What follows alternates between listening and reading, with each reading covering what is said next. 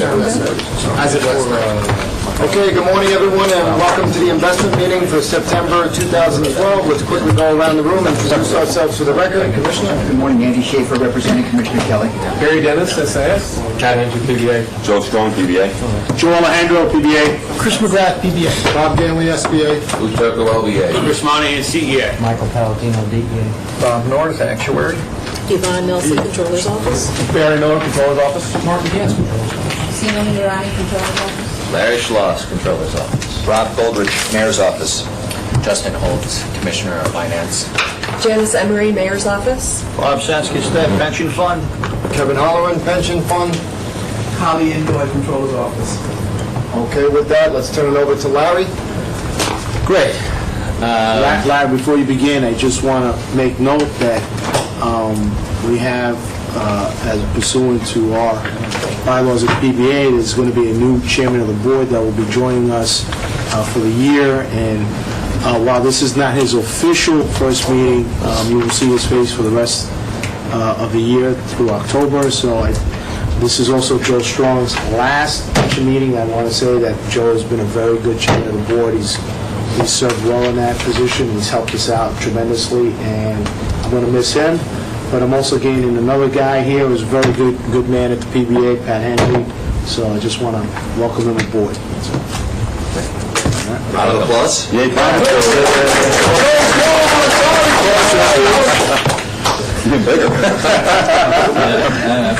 And I guess we should introduce another new trustee to the board. This is Justin Holt, who will be representing the Commissioner of Finance going forward. He recently moved to the city all the way from San Francisco, and I'm sure that you have. Nice town. That you did. Nice San Francisco. Yeah. Nice town. And so- Very expensive. Almost as expensive as New York to live in. Yeah, not too much sticker shock. All right. There we go. Welcome aboard. Thanks. Larry, Okay. you sure you want to do this? I'm committed. All right. Mike D. Should be committed.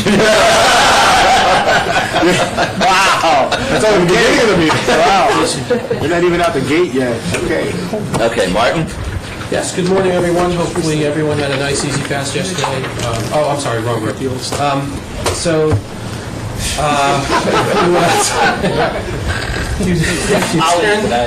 Stick to finance, Mark. Yes. Stick to finance. So we're going to be talking about the June quarterly report.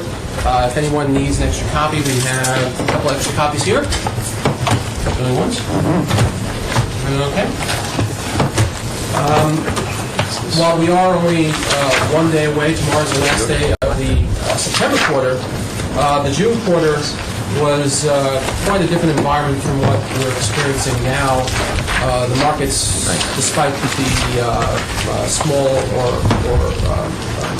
relatively small sell-off over the past week, has had a good quarter, but the June quarter, if you'll recall, was very volatile. It was what we would refer to and had been referring to as a risk-off quarter. We've been seeing those over the past year and a half. And in the risk-off quarter, investors are concerned about, in this case, the Eurozone, slowing growth in the U.S., unemployment, and the fiscal cliff, and, of course, the election. And so for the June quarter, U.S. equities were down over 3%. Non-U.S. equities in developed markets, the equal markets, were down over 7%. The euro had depreciated against the dollar. That has reversed since then. And emerging markets were down even more, over 9%, even though the emerging markets growth rate was something that we would be envious of if there was a decrease over what was expected and what we've seen historically. In a risk-off quarter, of course, you see investors taking money out of risky assets such as stocks and putting it into so-called risk-free assets such as treasuries, and treasury yields went down and prices went up. So the Core Plus 5 did well. One interesting anomaly occurred in high yield. High yield, which is obviously by definition a risky asset, it's correlated with equities, went up over 2% for the quarter, and that was partially because investors, even though they were concerned about risk and what's going on, investors still need to search for yield in a zero-yield environment. And also, corporate balance sheets, even for junk bond companies, they were able to take advantage of refinancing debt to extend maturities. And so while if there is a recession, obviously they will have financial difficulties, but they're in no danger of needing to refinance as a general rule. There obviously are exceptions. So if you turn to page 9, you'll see what the numbers look like for the periods. The fund was valued at $25.3 billion since September. Has been a good quarter. Larry will talk about that in just a little bit with July and the end of August and September. The quarter was a negative quarter driven by the equity markets returning. On the left, you'll see minus 169, 7 basis points behind. The fiscal year-to-date number was 0.87 behind the policy benchmark of 326. We'll get to performance and attribution in just a couple of moments. The 3-year number you see goes up because we're now rolling off the core period in 2008. So the return was over 12% behind the benchmark. And the 5-year number you see then drops down because it does include 2008. The 1-year number,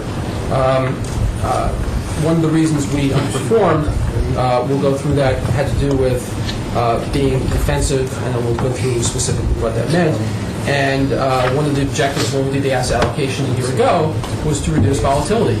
And the 1-year number, while it does not show on page 9, it shows 3-year volatility. The 1-year volatility did achieve that board objective of reducing volatility by a full percent, 11.4 versus 12.4. The next few pages go through, it's 3 pages, it goes through, on the top is the same, it's what the assets are, and were, or I should say were, as of another Bless you. And the bottom part shows what the differences are versus the policy. Page 10 shows versus the old policy. The board adopted the new asset allocation plan a year ago in the summer. Page 11 shows what the new policy rates are. And then page 12 shows what the adjusted new policy rates. Of course, since opportunistic, as an example, increased from 1.5 to 5%, hedge funds were introduced. We increased a couple of other asset classes. And so over the course of the year, we've moved billions of dollars, and that has had the impact of moving money around, including the parking places. So for instance, if you look at page 11, you'll see that TIPS was underweight by 1.9%, but because TIPS is a partial parking place for real estate, it's now underweight by 3.4%. If you take a look at the page 11, the raw policy for U.S. equity, while we were 36.9, it was 2.9%. This is all the way on the left. On page 11, 2.9% overweight. But as you see on page 12, by the end of the quarter, we were very much in line with the asset allocation for equities. On the fixed income side, the largest differences, of course, were opportunistic fixed income, which we are seeing the managers draw down capital, and TIPS. Next few pages go through attribution, allocation effect, and management effect. The allocation effect was negative because of the cash and some other things I'm going to go through. We have a new page on here which summarizes that. Before we used to show just the management effect, which is how the managers did versus the benchmark. The allocation effect shows how the fund did because we were overweight or underweight versus policy.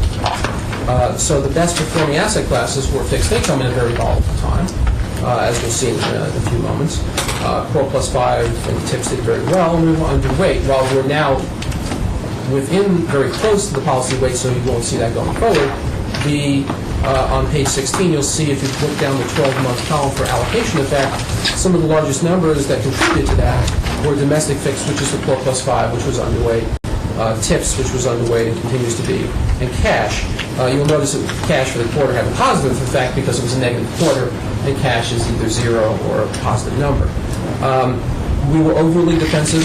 The posture being overly defensive for the year, for much of the year, certainly earlier in the fiscal year. You'll remember a year ago in September, there was great volatility and uncertainty in the market, and we had more cash and not core plus 5 at the time. We were comfortable with that because of the asymmetry in returns of the core plus 5, and we were within rebalancing ranges.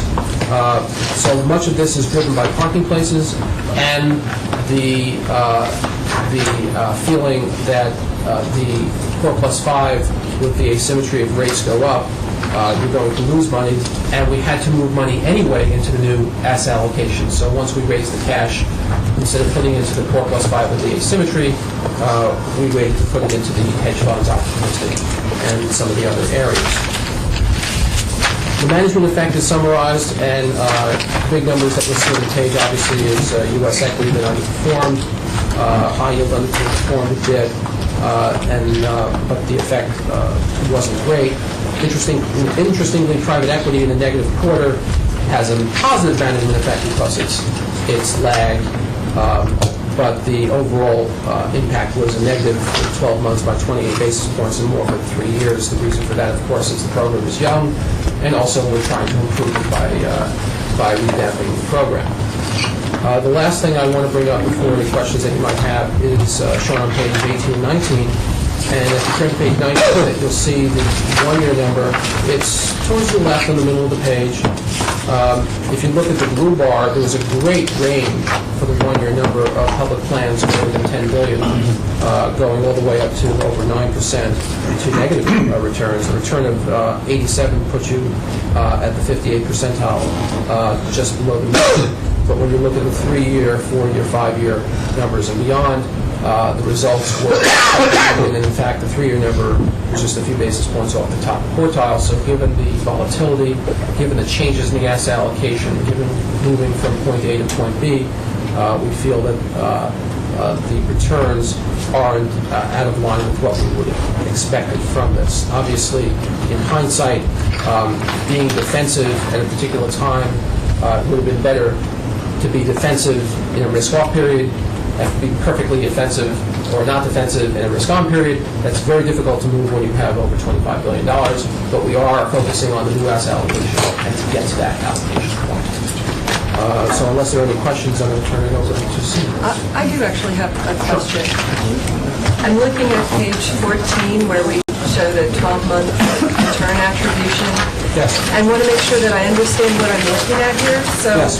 the blue bar where it says total plan returns and it says allocation effect of negative 1.31. Yes. Is this what you're telling me is the negative return due to us being off of our policy targets? Correct. And I guess my question is, this is, to me, kind of disturbing because this is a gross of fee return, so it's actually even worse if you take into account fees. This is a lot more than I would expect on a one-year period.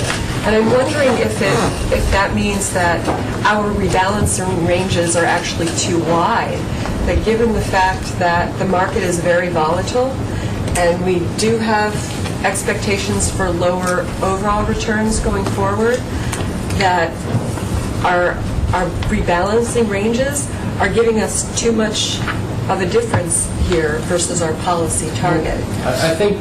Well, before you answer that, I just want to ask, what would be the average offset based on what was just asked? Is 1.31 negative, or excuse me, is that much of a change normal, or is it, like Janet said, Well, if you take a look... widely skewed? Sure. So, again, take a look at page 19 with the one-year number, and you'll see just how large pension funds were very different from others because of the tremendously volatile number. And I'm directing you to the blue bar, which is the range of returns. The one-year number? The one-year number. The 0.87, which is the dot in there. There were a tremendously wide range of results because of the volatility in the market. We were comfortable, and as Larry was pointing out each month last fall, the rationale for being so within the rebalancing ranges. We are comfortable with those rebalancing ranges given the volatility and, as I mentioned, the asymmetry in some of the asset classes like TIPS and 4+5, which, as it turns out, in hindsight, hurt being underweight. Barry can obviously comment better than I can on the rebalancing ranges, but BAM is comfortable with those rebalancing ranges. I think the rebalancing ranges are fine. When I look at the allocation effect in the breakdown, there's negative numbers on every asset class, basically, which is hard to do. Yeah. You can give it positive somewhere. I would break it down to two sources.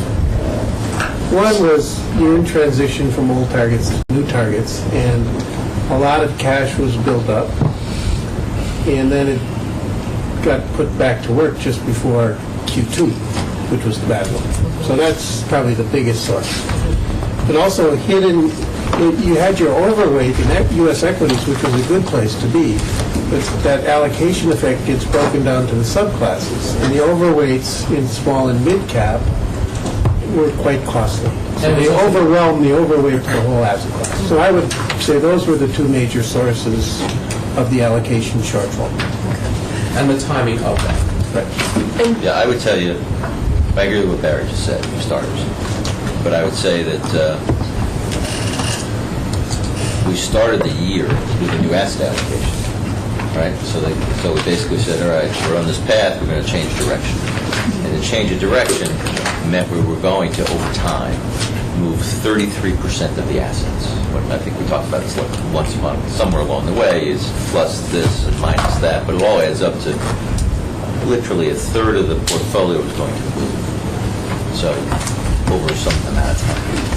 Not just the equity portion. All of it. The entire portfolio. 33 is, something as simple as, we're going to increase private equity. So anywhere between $6 and $7 billion was being moved around. Over a year or two. Over a year. Right? A year or two, it takes a little while to execute. So that was the plan that we embarked on.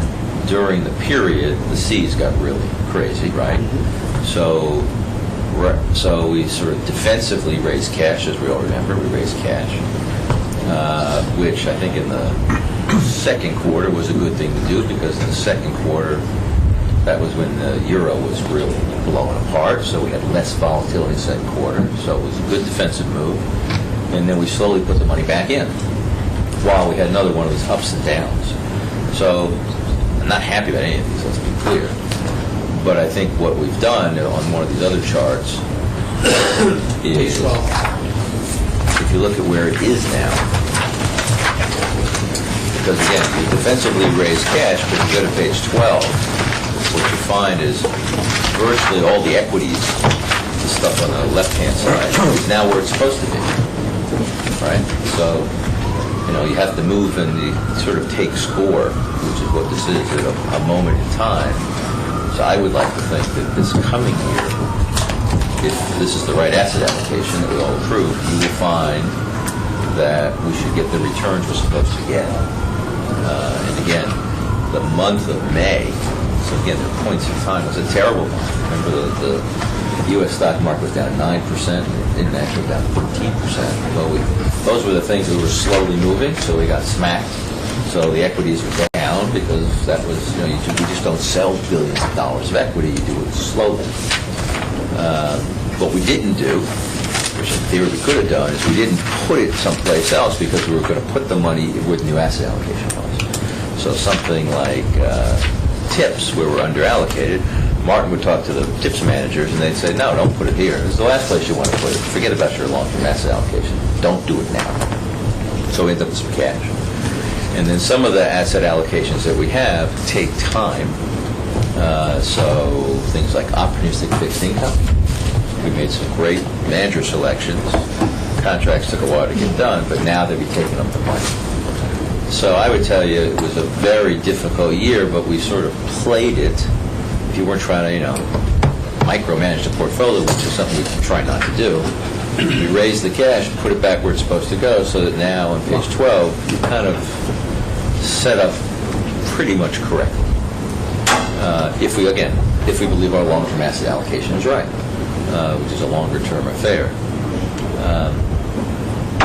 So, again, difficult year to do what we were trying to do. We were trying to turn the ship in very, very high seas. And then some of our managers, got caught up in the seas as well. So the combined looks very, very big, but we can talk about the managers in executive session. But again, it's frustrating. On the one hand, you'd like to be top quartile all the time. This measurement period may not. And when you take into account this over 3, 4, and other longer-term periods, you're within basis points of being top quartile. I did check one number. I looked at the 10-year number. So the 10-year number on page 19, before we started this asset allocation, sort of before 3 years ago, we were in the 85th percentile. So we've gone from the 4th quartile to the 2nd quartile. So we're kind of totally headed in the right direction. But again, this was a tough year. There's no doubt about it. I'd give us a B on execution, perhaps. You got to grade the whole thing. But again, give us an A for the 3 years. So, but as to the ranges, to your original question, I'm with Barry. I mean, you can't make them any tighter because you'll have us moving money every month just to micromanage it, which is what we're trying not to do. And I understand that transaction costs are expensive and eating to returns as well. Can you get back to us in terms of, over the past 12 months, as we were moving money around, how much of this negative 1.3 came from being away from the policy target, and how much of it was actual transaction costs that the plan incurred based on our moving from the old asset allocation to the new asset allocation? Because that's the other part that I don't quite understand. I guess don't forget, I mean, I'm not quite sure what that exercise tells you. And also, I will tell you that... 1 second, Marty. If you say, well, I want to move 33% of your assets, and you want us to measure it from the day you said that to where it is, I don't think that's a very useful analysis. It doesn't happen over. It's not like I want to sell all the stuff this afternoon, because that's the analysis you just asked us for. You can't do it. You can't go from the ideal portfolio overnight. But I just don't think that the board as a whole understands how much it costs in terms of transactions costs to make these allocation shifts. And I think we should be aware of what that cost is as we, make manager changes and make asset allocation changes. We should know about what that costs, because you can't get that back. It's a sunk cost. So it's unclear to me how much of this 1.3 was things that are as a result of the board's decision to change the asset allocation, and how much is the BAM's decision to be tweaking the portfolio versus the policy targets. My general comment on that is we were transitioning from a liquid asset class to a liquid asset class. The transaction costs are extremely low, probably in the range of 10 to 20 basis points. What we were doing in the last year was transitioning from liquid asset classes to illiquid asset classes. It's almost impossible to gauge those transaction costs other than having the money parked in cash, waiting for the new manager to call that money down, which is embedded in this 1.3 that we're looking at. Right. There's also some, for instance, we have a very slow process of doing procurements. So we all said, let's have, say, leverage loans. Okay? That process was started. We raised the cash. The leverage loans got approved.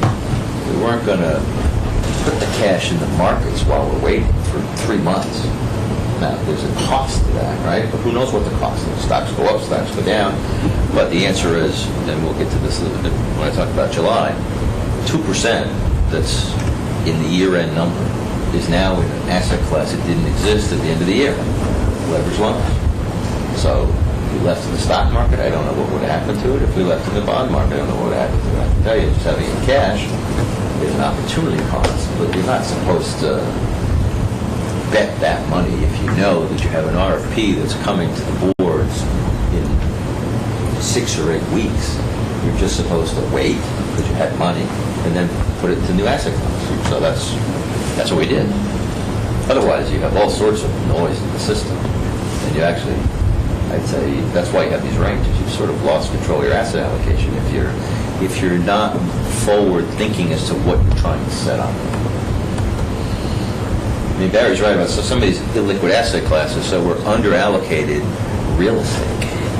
look at parking places, and as Martin said, half of it is put in tips. We talked to our tips managers, and it's a negative 75 basis point yield. They said, don't put it here. So we have this temporary instruction, because it's not in real estate, which is illiquid, that we can't put it in real estate. It says put it in tips, and the answer is tips guys say, you'll lose your money if you put it here. And I would caution us from acting on that sort of ad hoc type of advice from our managers. I think that even our smartest managers have no idea where the market is going over the short term. And so I really would caution us from deviating from our policy based on one or two comments from a particular manager. I don't think, if our managers knew where the market was going, they wouldn't need to manage our money. And you are right, but in this case, it's actually math. It's not an expectation of what's going on.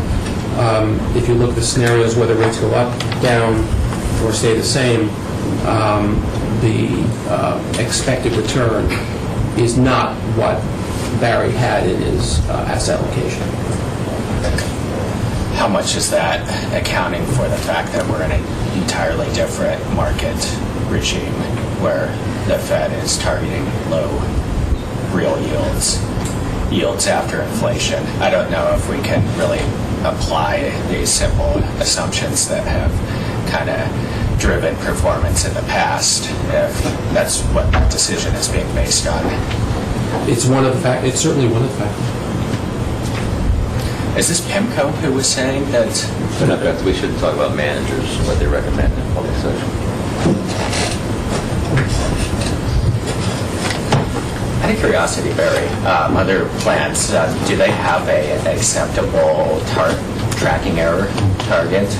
I mean, just coming from, kind of managing enhanced index strategies, 200 basis points seems, well, I'm sure it was more than that on a statistical basis, but that seems pretty significant.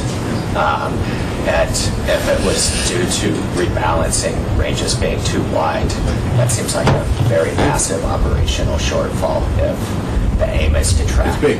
We estimate the active risk in your total plan is just around 1%. So it's a 2 standard deviation. Yes. It's big.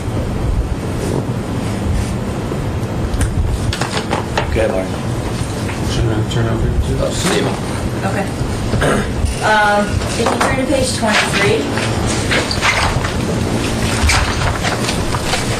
this is your domestic equity allocation. I'll just point you to a couple things. So the index return, the actual return, and the difference columns. As Martin mentioned, the U.S. markets, as measured by the Russell 3000, is down about 3%. You can see the differences, as Barry had mentioned earlier, about the difference between mid-cap and small-cap in this quarter. You can see that the small-cap index is down a little over 3%, about 3.5%. And then the mid-cap index down close to 5%. So the differential was there as people flocked to more what they believe to be safety in large-cap names. There's one thing to point out. There's a mistake here in the Russell 2000 passive index return. You see this difference of being under 300 basis points. If you look at the actual weight column, it's a 0 because what we had done, as you might remember, as we were rebalancing toward the new U.S. equity allocation, we sold out of the BlackRock passive account. And so those numbers are not right, so we'll fix that the next time. But that's just wanted you to notice that it was not in the performance by our passive account. Another number I'll just point you to is in the Russell 1000 active column, the difference being behind by 170 basis points in the quarter. That was a result of a couple of your managers, Zeffenbergen, and then a couple of developing managers, Castle Rock and Denali, for the quarter. Zeffenbergen had also had a really tough year last year. Just to let you know, we have a meeting with him next week, and we'll come back to you with some thoughts after that. If you turn to page 31, we'll go through the international allocation. And here again, I'll point you to the same columns, the index return, the actual return, and the difference column. As Martin mentioned earlier, the U.S. market's being down about 3%, the international market's being down more. You can see that EFA was down about 7%, and emerging markets down close to 9% in the quarter. And just one number to point out that stands out clearly in the difference column is your non-U.S. activist manager. There's one of those managers, that's governance for owners. They're kind of a volatile manager. They did quite well the year before, and then was having a tougher time this year. So we'll continue to follow up with them. If you turn to page 32, more detail on the EFA allocation. As you can see in the trailing 3 months, if you look at the purple bar, that's Felice's portfolio, the yellow bar being the index. So roughly in line for the quarter. If you look out for the fiscal year to date, again, roughly in line with the index. And then when you look out over a trailing 3-year period and a 5-year period, longer term periods, the portfolio has done a bit better than the benchmark. And we'll talk more about EFA in the executive session.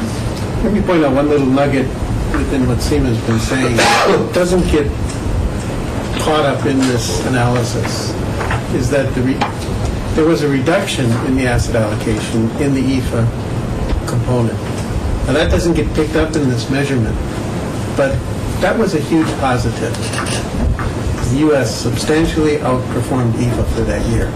But it doesn't get picked up in this measurement process. So that's a little good news that isn't apparent. Thanks, Barry. You're welcome. So if you then turn to page 38,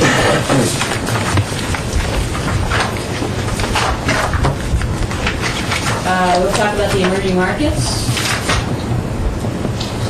So in the quarter, again, the purple bar being the police portfolio and then the yellow bar being the index. Slightly behind in the quarter, behind the index. That was a result of just one manager, DFA. But as you look out over longer-term periods, fiscal year to date, the trailing 12 months, the portfolio has been behind. But as you remember, we reallocated a lot of that money to one new manager in particular, which will start to kick in, and that was Eaton Vance. Neil Melly finished that EM search earlier this year. And as we funded the managers, you'll start to see some of that performance kick in going forward. Now, I'll take you back to page 30. We'll do a better job at reordering these pages next time. That's the hedge fund portfolio, which should have been at the end of the international equity portfolio. So on page 30, we show the hedge fund returns. And as you know, we're just beginning this portfolio, and we've now funded Permal, which is up on a year now, and then we've got 5 directs. And as you can see, the purple bar is your hedge fund portfolio. I'll put you to the red bar, which is the HFRI composite index plus the 1%. The yellow bar, which of course is one of our benchmarks, that's more over a cycle, which, you know, we're talking 5 to 7 years, so it's still one of our benchmarks, so we put it there. But you can see we're beating the HFRI plus 1% for the 3 months and also the fiscal year to date. But again, it's early days in the portfolio, and as we continue to build it out, we should have more robust numbers to compare with. And now I'll turn it back to Martin. Okay, so page 40 has a summary of all of the fixed income investments. A third of the portfolio was in fixed income, nearly $9 million, and just about 58% was in the investment grade Core Plus 5 program. That program is further summarized on page 41 with 3 main sectors. On the table below, you'll note that we were underweight the Treasury sector and overweight the spread sectors, but because of the quarter was a risk-off quarter, Treasuries did 6%, whereas while the other sectors were positive, were below that, and therefore the allocation effect hurt the overall returns. The good news is that each of the sectors outperformed. And when you take it together on page 42, you see that the Core Plus 5 returned 2.49%, a positive number, 12 basis points behind the index, and for the year returned 9.29, 6 basis points behind, and the 3-year number and all the other longer-term numbers are ahead of the benchmark, the 3-year number being 8.92. In fact, the 15-year number is just shy of 7%. I've been mentioning for each of the last few quarters that volatility has gone down to the point that the 8.92% that you've earned over the last 3 years has been on 3% volatility, so it's been slow and steady each and every month without a great deal of volatility. TIPS is very similar. They're treasuries, and so they did very well for the quarter, returning a positive 323 ahead of the benchmark by 8 basis points. And the 1-year number, very healthy, 1207, also ahead of the benchmark by 41 basis points. Volatility also declined. Historical volatility had been in the 8 or 9% range, but most recent volatility, or lack of volatility, has taken the long-term volatility down. High yields on page 44, and that was also positive, which was on the risk-off quarter a bit of a surprise. The return was 170, behind the benchmark of 208. But again, positive 170, and the 1-year number was 705, 140 basis points behind. The long-term numbers are ahead of the benchmark. In fact, the 3-year number very healthy at 1446. 10-year number is 9.75%, 100 basis points ahead. As you know, we did the high-yield search and selections, so you'll see new managers showing up in your next quarterly report for the quarter ending September. Page 45 shows convertible bonds, and while the numbers were negative, they were negative because of the very strong correlation to equities, stronger than high yield, and the numbers were negative, minus 243. That was 25 basis points ahead. For the year, was also minus 240. That was 72 basis points behind. We now have a 4-year record, and the blue bar shows that the return is 4.41%, and while that's behind the policy benchmark by 80 basis points, it's actually ahead. Each individual manager as a whole, we're doing okay, and that's 72 basis points ahead, and that's why we show the purple. The way the purple benchmark is calculated is it takes, for police, which is 3 managers equally weighted as the policy, and we weight the managers based on their individual benchmarks, because each of the 3 managers' benchmarks are actually different from the overall benchmark from the program. In the long run, as you see on the 4-year number, the numbers start converging. Opportunistic is on page 46, and this is a very interesting page, and we'll be going through this more on Tuesday when we go through the annual plan for opportunistic.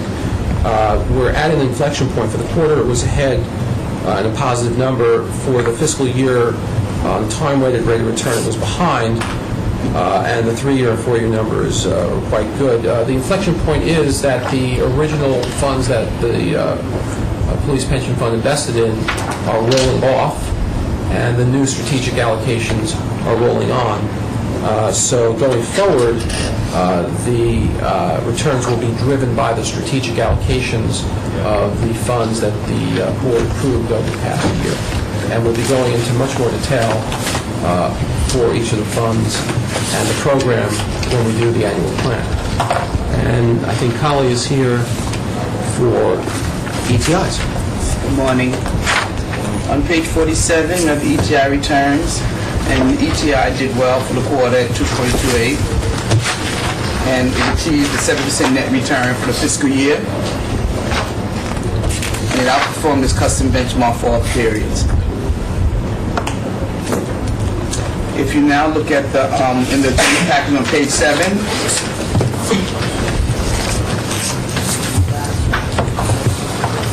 the collateral benefit reports. It shows all your activity. And one of the highlights of this quarter is that you invested close to $3 million for apartments in Bronx, Brooklyn, and Queens. Bronx. And we also changed the layout of the report, so the letters are larger script. Any further Getting questions? old or anything. Take it easy. Thank you.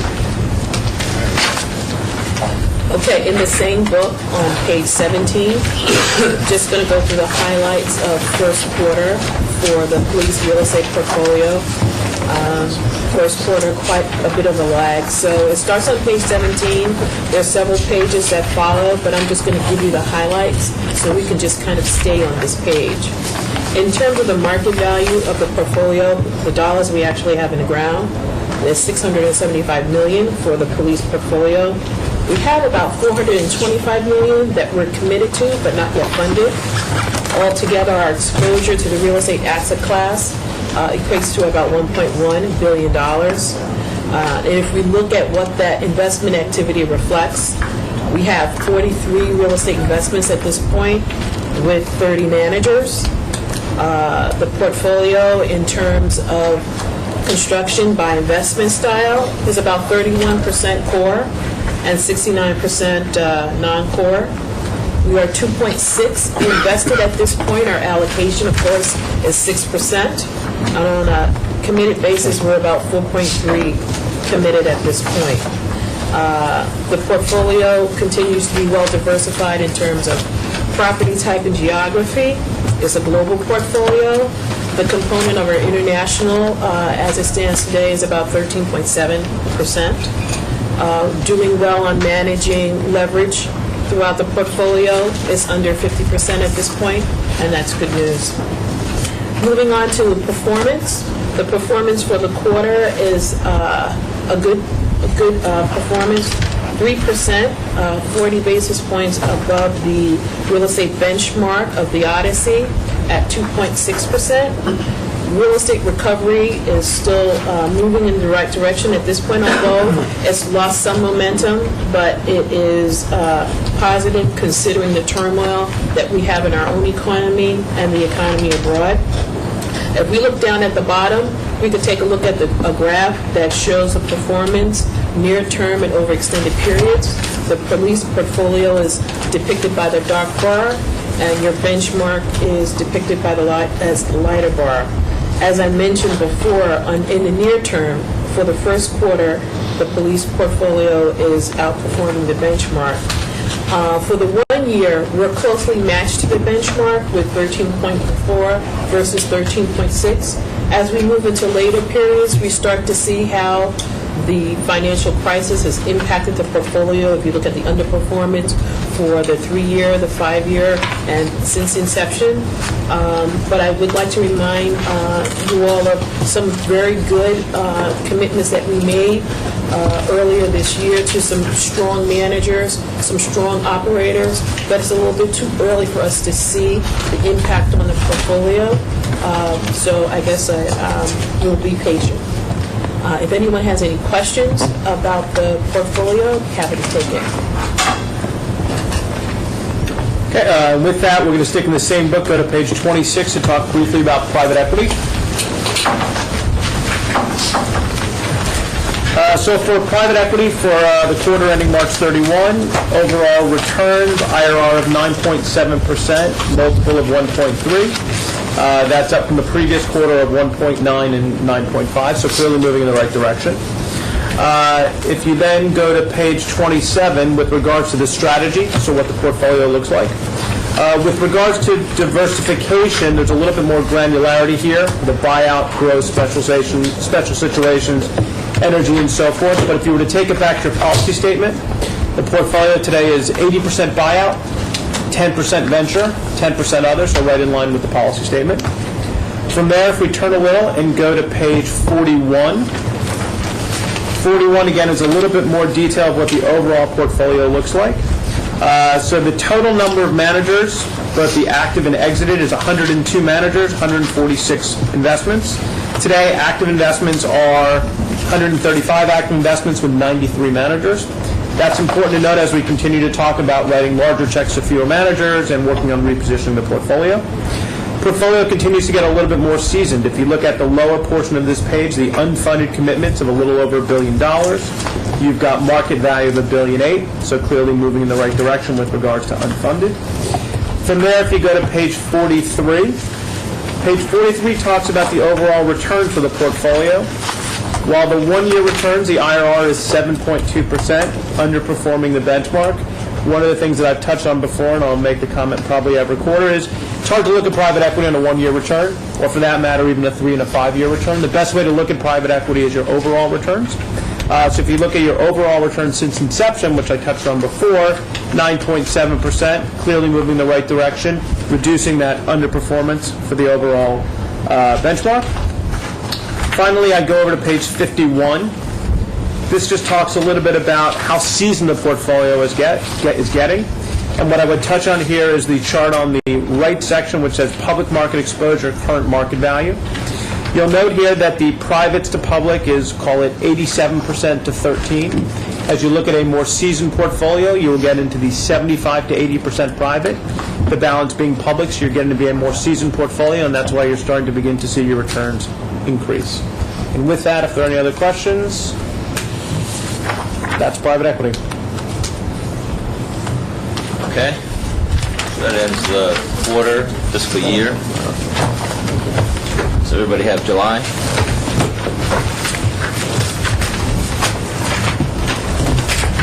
Okay. Let me give you a quick, we'll talk about July, but again, it's the end of September, so we have these lags. So let me tell you what's happened in the first quarter, because that's really the most relevant.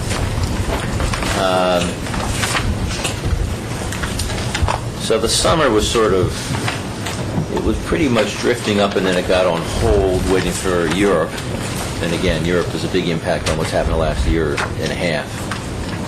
But the ECB finally stepped up somewhere along the way, like in the first week of September, I think, and said they were going to provide unlimited support to the sovereign debt market. What that meant is they were tired of the debt market determining the interest rates for, say, Spain and Italy. So, for instance, people are worried about Spain and Italy credits. The same thing for Greece. So when Spain all of a sudden has to finance at 7%, that's a problem. So they said, look, we're going to step in there, drive rates down, so that while Spain and Italy and Greece are getting fixed, we want them to pay a lower rate of interest. All that rigging the market, but there's nothing wrong with that if that's what the ECB does. Having said that, it hasn't changed any of the long-term issues in Europe or the countries in Europe. It hasn't paid back a penny of their debt, so they still have structural problems. They still have too much debt. The banks still have problems. So on the one hand, it's the right thing for the ECB to do. It hasn't actually happened yet, and there was a big rally as a result of that in September and a little bit in August with the leaking of that coming out. That being said, they still have to figure out how to balance their books a little better in Europe. And you're going to have this tension between austerity and growth, and it's going to happen for the next 3, 4, 5, 6 years, maybe longer. So it's a big structural shift going to happen, and again, it leads to increased volatility, which we've seen, and I'll get back to that in a second. But again, there was a big risk, so that risk is sort of, I wouldn't say off the table, but there was a positive event that happened and is going to keep going on. Well, there's a positive event that happened during the first fiscal quarter. At the same time, the Fed in the U.S. was looking at what was going on in our world, and the answer was there's been no fiscal relief to speak of. So they wheeled around after the ECB announced their unlimited sovereign support and said, we're going to have QE3. The way they're going to execute it is they're going to buy $40 billion a month of mortgages. That's good for our mortgage portfolio. And they're going to do it for, again, an unlimited time until they're comfortable with the unemployment rate, which is stuck at too high a level. So that's a very good thing.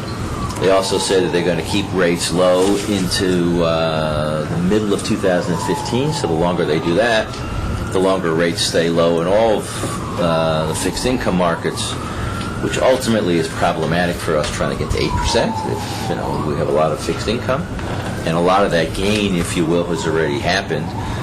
So it's a difficult equation for savers and long-term investors, but it's good for the economy. and they're basically trying to goad the fiscal policy into action. At the same time, we have the presidential election coming, so there's uncertainty in the markets, and we have this fiscal cliff, which the Congress has sort of put in place, so it's self-imposed, but there's a variety of tax regimes and fiscal events that happen December 31st unless things get changed. So the closer you get to that, the more anxious the markets will get. So again, so the combination of those two things, the Fed's action and the ECB action, have meant the markets have rallied in the last 2 months. But again, I bet you between now and year end, it'll probably retrace some of that. But that said, overall, we're going to go through July, but through the end of this month, I'd say the police portfolio is up 5%. So again, good. It's the first quarter, so might as well bank the first quarter, but don't fall in love with it yet because the second quarter is behind it. At the same time, China is slowing down, right? China's a big economy. It's the second biggest. And that's slowing down, and they're a little more opaque as to what's going on there, so we don't have much clue what's going on. But it's slowing down, and again, it's plugged into Europe, which is slowing down, and the U.S., which is growing at 2%, which is too slow. So you kind of have recession. Well, you definitely have recession in Europe. You have us kind of not growing fast enough to increase unemployment. You have China slowing down, all of which are sort of not good, not terrible. A little kick the can down the road for a lot of people. And then the Middle East, you have political issues are back. So you have instability, which again markets don't like, but markets don't like them. At the same time, you have the Fed saying we're not going to let you earn any money with fixed income. So the Fed's pushing everyone to take more risk, and there's some real global risks around. So it's a long way of saying that the first quarter will be good. Interesting times ahead. Bumps in the road, air pockets. I doubt we're going to get too surprised on the upside because the market really wants to, if there's some good news, bank it. And the U.S. housing market, just to complete the picture, has bottomed and is trying to find its way back up. But again, very, very complicated stuff. All those things going on and the repositioning of the portfolio that we've done are probably all good. I think I like where our portfolio is getting positioned, and we'll talk about that in a second. So if you look on page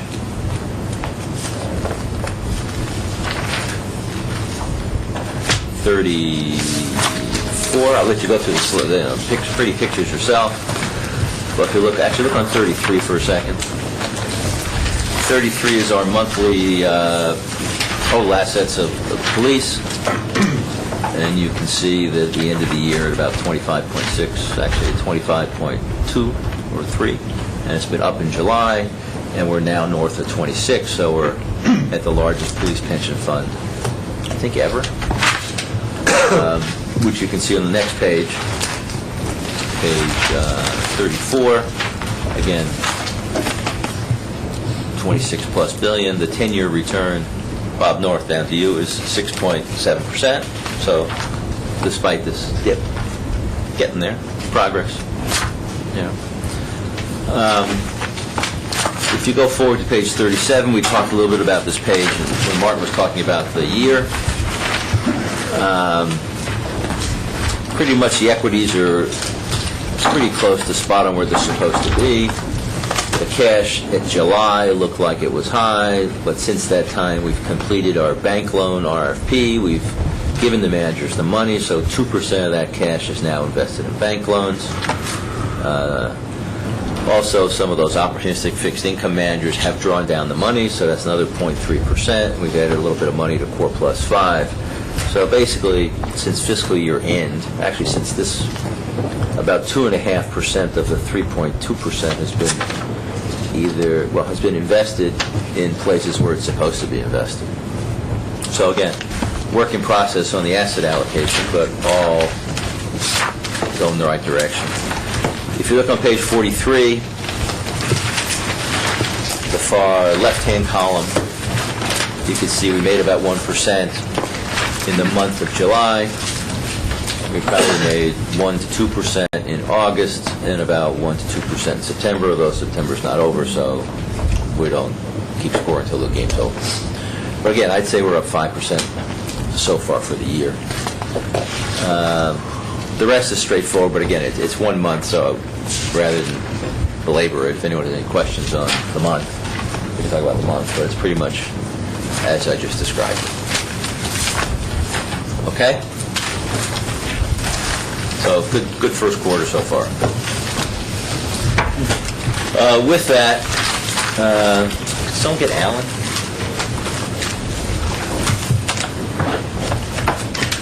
Not bad.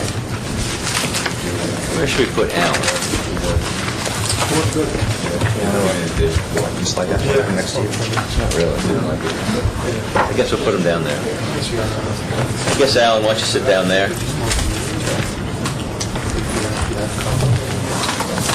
CEM benchmark. So we've done some benchmarking work. We hired CEM benchmarking. This is Alan Torrance. He's a partner at CEM. I'll let Alan describe what he did and who he is, etc. But we want to compare our costs, the costs of the city's investment expenses, as well as it's sort of proportionate for police, just to see how we're doing. And I guess I'll just, I can paraphrase, but why? I have Alan here. So Alan, why don't you just go through your, do we have presentations? It's going on. Okay.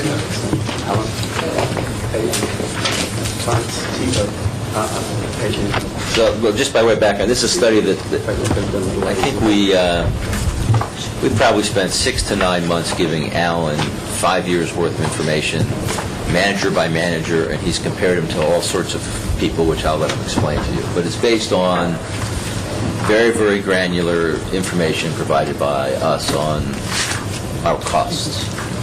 Okay. Thanks. And these are, excuse me, and these are just the investment management costs. So just that. Thanks, Larry. Can you, CEM stands for? It originally stood for cost effectiveness measurement, but that turned out to be too much of a mouthful, so now we're just officially CEM benchmarking. Our role in life is, we're just a small company of 22 people actually, based in Toronto, Canada. We deal with pension funds around the world, as you can see from the database in front of you. Our role in life is to look at the cost side of pension funds. This started about 21 years ago, where our founders were looking at pension funds like business, and everybody was looking at the revenue side, i.e. the return side of pension funds, and not many people were looking at the cost side of the pension funds. But if you look at a corporation, you always look at the cost and the revenue side, because that's where the profit comes. In a pension, it's what is the net benefit to members at the end of the day, so cost comes into play there as well. So for 21 years, each year we've been collecting data. We're only going to talk about the defined benefit database today. You can see each year we collect about data from 200 American funds, about 100 Canadian, about 60 Europeans, but for today's analysis we're just focusing on those American funds. This information that we are looking at, the report in front of you, is from 2010 calendar year. It is late. We've currently run our 2011 client reports, but for New York City retirement systems, it's a combination of the assets, and we're looking at around the $420 million in costs that the 5 funds combined spend each year. And the goal of today's presentation, I guess, is that $420 million, is that a reasonable number? How do you know? And we're going to try and benchmark that and look at some of the ramifications around that when we compare. Just to look at the database very quickly, you can see how it's grown. Turning to page 2 gives a better breakup of the database. And just casting your eyes down the page, you can see that we have around 120 U.S. corporate funds in that, around 70 public sector funds. Moving across the page there, you can see that the public sector funds average around $25 billion, a lot larger than the corporate funds. There are some other funds in there. Some of those are endowments, some of those are multi-employer funds. The goal is to compare you both against the 200 funds, but I was just reading a magazine outside that the combined assets of the New York City retirement systems make it the 15th biggest pension fund in the world. So comparing that to, it's in the lobby, comparing your fund at that size to other smaller funds doesn't really make sense when it comes to cost, because we're looking at buying power as well. So what we do on page 3, working with Larry and Catherine and the team, we came up with 18 peers. We were asked to include the Canadians and the Americans in that peer group, which we did. We chose 6 Canadians, 12 American public funds, and we got a range of 41 billion to 225 billion, which is a lot, but still very large funds with lots of options. Any sovereign wealth funds in here? No.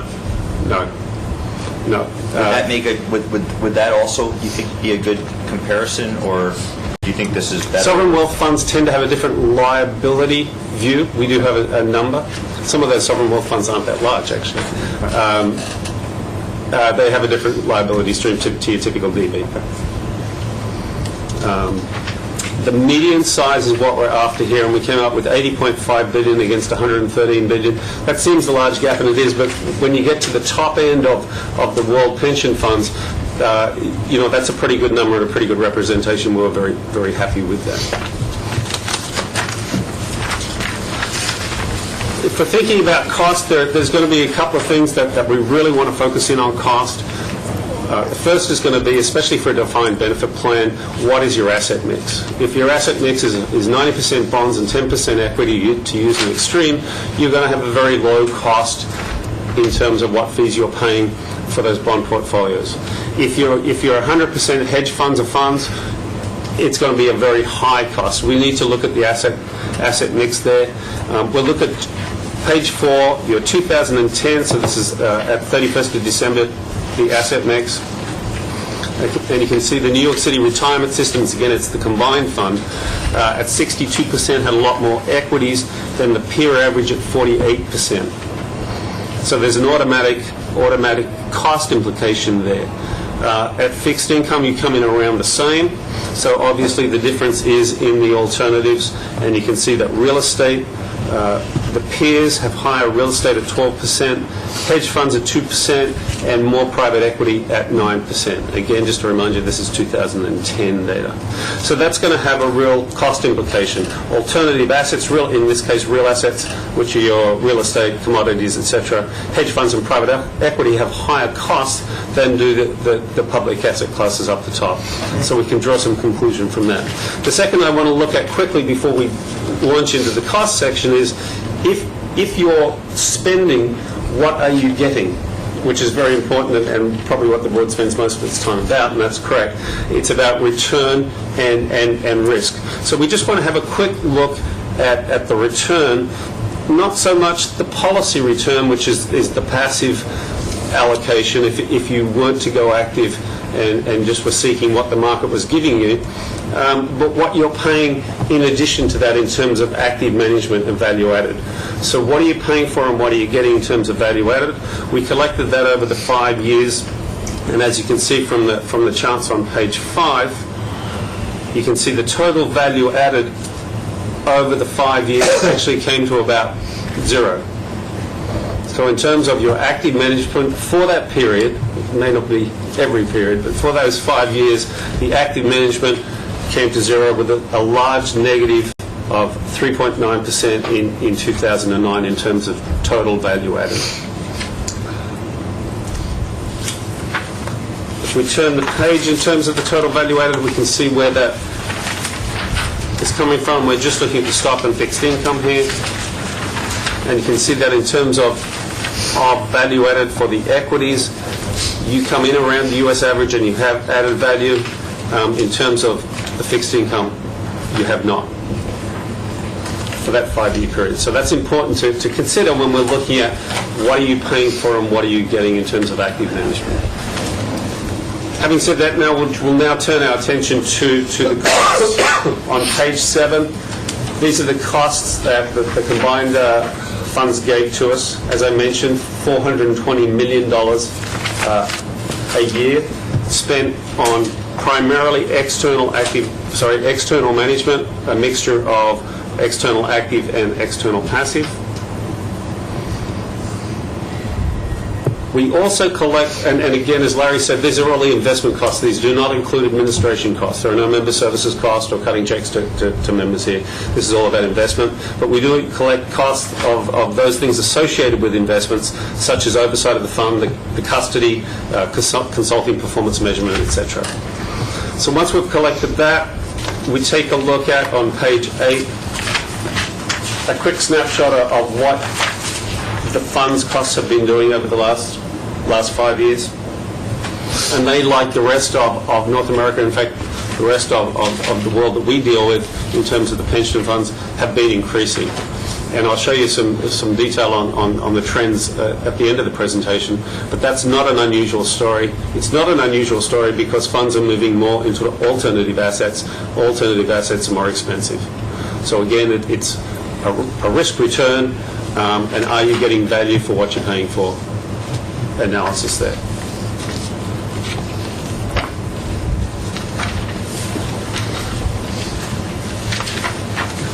I keep turning this thing the wrong way around.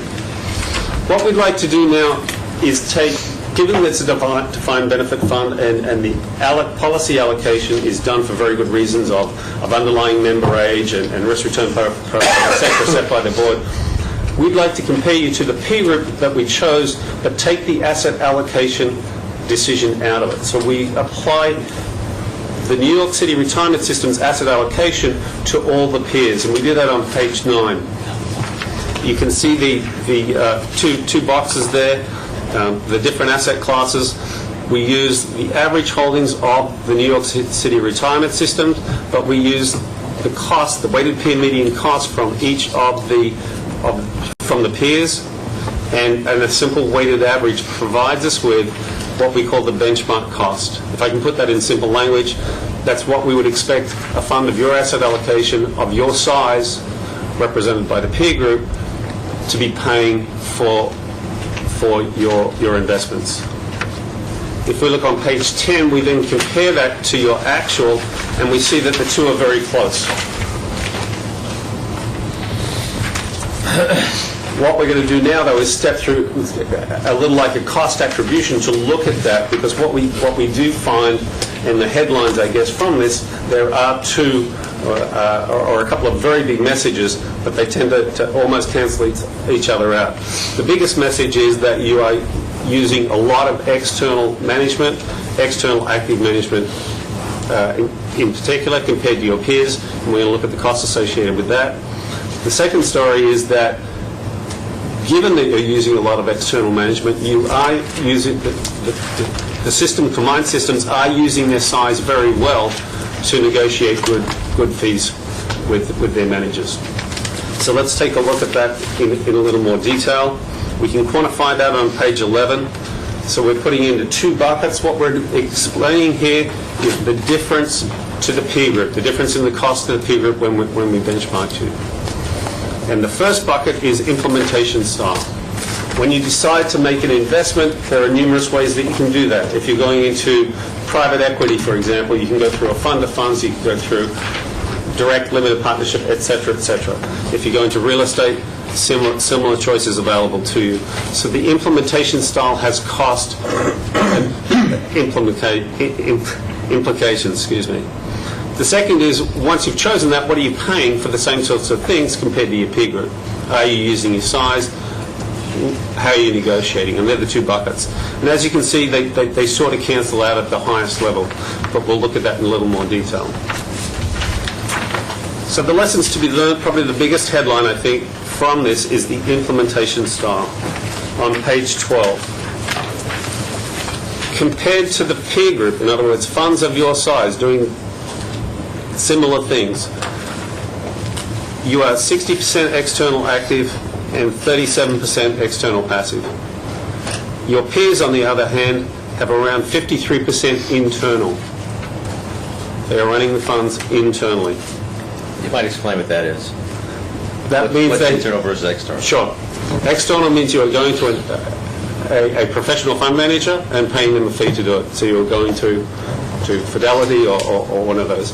Internal means you're actually setting up the shop in-house. So you are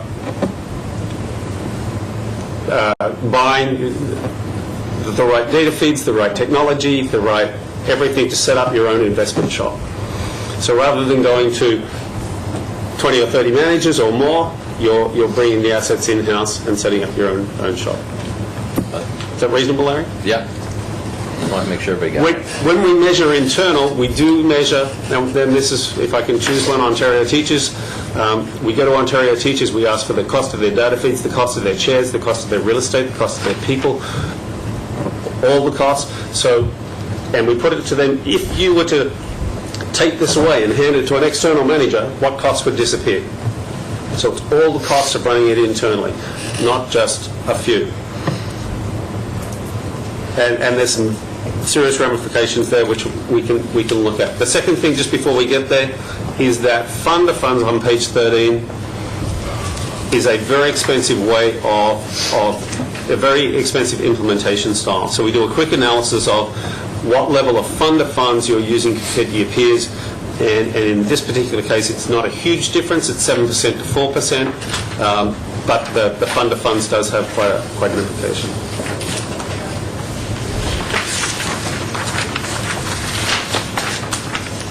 Larry asked me just to include some background here as well. So we're looking at the next couple of pages.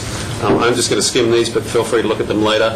Implementation style comparison. So we're looking at your fund on the left-hand side compared to the other large funds, which is your peer group, and then we're comparing that to the U.S. corporates, so that 120 or so funds that are in our database, and the other U.S. publics, which had an average size of around 24 billion. And you can see that the large funds in your peer group, because of their size, have a very different implementation style, very much focused again around that 52% internal assets. Your fund, which is equivalent in size to that, is not pursuing that. And in fact, on page 15, just a very quick snapshot of trends in your implementation style over the last 5 years, and you can see they haven't changed much. External passive has dropped a little.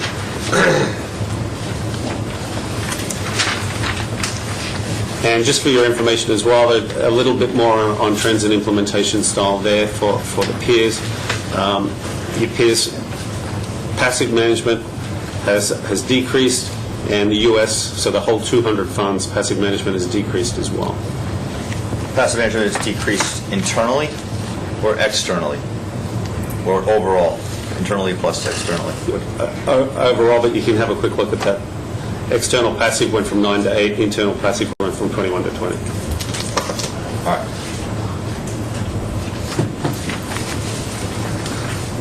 On page 17, we're going to quantify what I've just been talking about in detail, and forgive me for putting so many numbers on a page, but I will explain it as we go. What we're trying to do here is through a sort of a cost attribution, quantify the cost impact of the differences in implementation style. So let's look at the first one. The first one is U.S. stock broad all. The combined New York City retirement systems have $37 billion in U.S. stock broad all. And what we're asking here is how much of that is in external active, because external active is that much more expensive. And the answer is 0. Yours is in external passive. The peer average is 15%. So 15% of the U.S. stock broad all from the peers is in external active. The interesting column, I think, on this page, if you don't want to look at any other, is the cost premium. And let me explain that. That is the difference between using external active management and the other 3 options. So doing it internally, passively, or active, or externally, passively. So the difference between external active management and the other 3 options for U.S. stock is 44 basis points. And you can see because you're doing a passive rather than an active on your U.S. stock broad all, you're saving money. $24 million, $25 million is what you're saving in terms of fees because you're going passive rather than active. However, for the rest of the page, pretty well the rest of the page, you're doing a lot more external active than the peer group, and that is costing you, and costing you quite a lot of money, to the tune, when you net it all out, to around $60 million.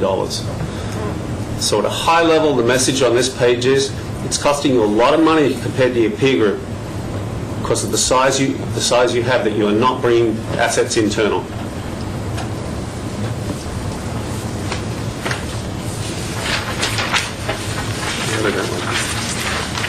We then, on page 18, which I'm just going to skip through, but if you want to look at it later, we then compare internal passive, internal active, and external passive to say what are the cost differentials there, and the cost differentials there are not usually great because those three options are a lot less expensive than external active management, than going to an external active manager. In this case, though, you do have a saving because your external passive is quite cheap compared to internal active and internal passive used by your peers.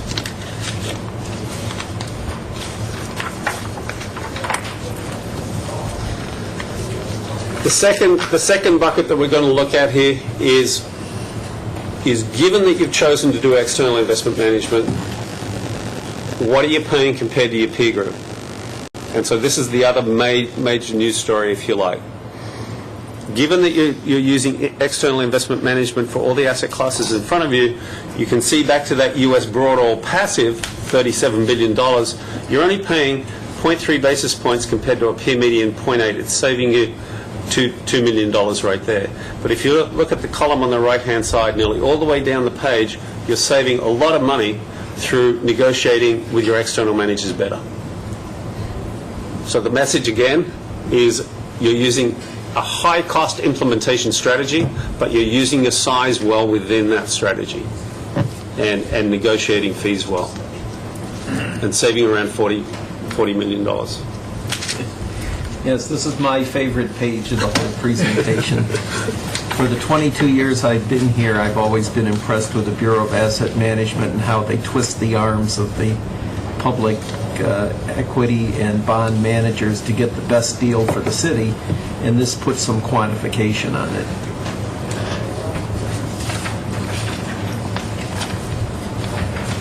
Just to push on, there are a couple of other pages in here. We do compare internal investment management costs, and I must say for most funds of your size, this is the most important page because they're running their shop internally, they're managing bonds, equities, etc. internally, and they want to compare their internal management costs to others who are managing internally as well. The final page is a quick look at differences in those costs associated with in investment management, so the oversight, custody, and other costs, and you have a net saving there. The one thing I will say is the main saving comes from oversight. Oversight is not an area that we encourage, at CEM we would encourage anybody to try to minimize their cost. We deal with sovereign wealth funds, back to the question before, who have very high oversight costs because they are sovereign wealth funds. And those costs are there for a very good reason. It's not something they want to minimize. So typically each fund will find its own level of oversight and expenditure on oversight, and that's the correct thing to do. Just so we're clear, oversight is BAM, Bureau of Asset. In this case, yeah. And asset. No, you're down here at consultant. But yes.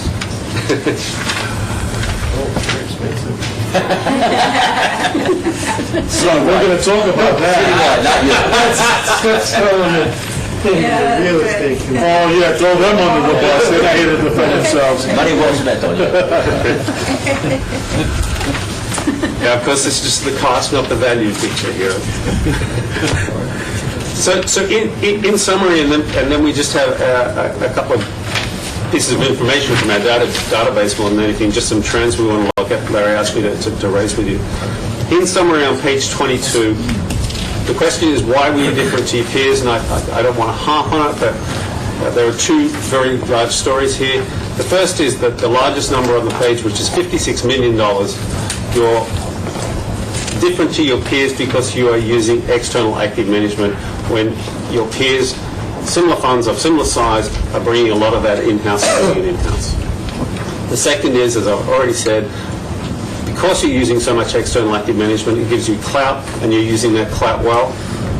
and you are coming up with good fees on that external active management. And then the remainder is the oversight custodial and other that we saw.